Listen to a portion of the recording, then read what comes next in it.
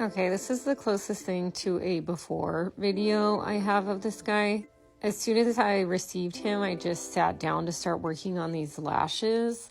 When I got it, I noticed that the eyelashes looked a little strange, and it turned out that they were marker. So I started wiping them off, and I was like, holy crap, I can see the original eyelashes under here. They were super faint, but I eventually got all of the marker that was on top of the original paint off. So this is where she was at.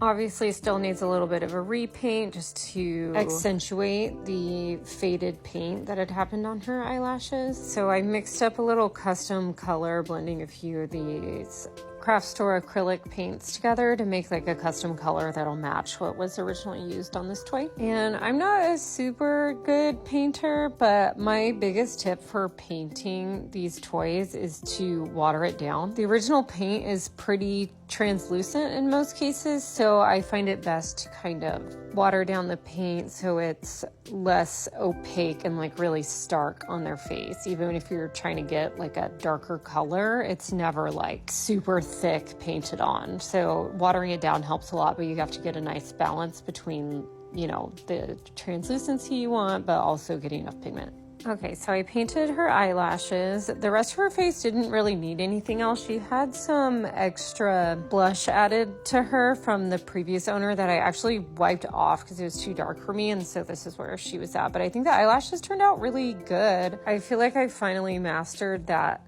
perfect like wing that the Rushtons are known for, so I was pretty pleased with that. And I think what helped a lot was that I could see the original like super faint eyelashes underneath to use as a guide. So obviously the next biggest problem are these feet. Oh my god, poor girl. So apparently my friend who I bought this from had washed her, and when she washed her, the feet just like disintegrated. So keep that in mind next time you're washing a super old toy, that can happen. You have to be super careful, especially if there's like any holes in the felt. Also, I'm just showing this here because I forgot to show you that she came with these millinery flowers and this pretty millinery ribbon to go back on her. So since the original feet were like totally blown out, I had to make a pattern of this little Rushton deer's feet because they're about the same size that I could tell that they were cut the same way. So I just like visually made a paper pattern based off of this guy's little feet.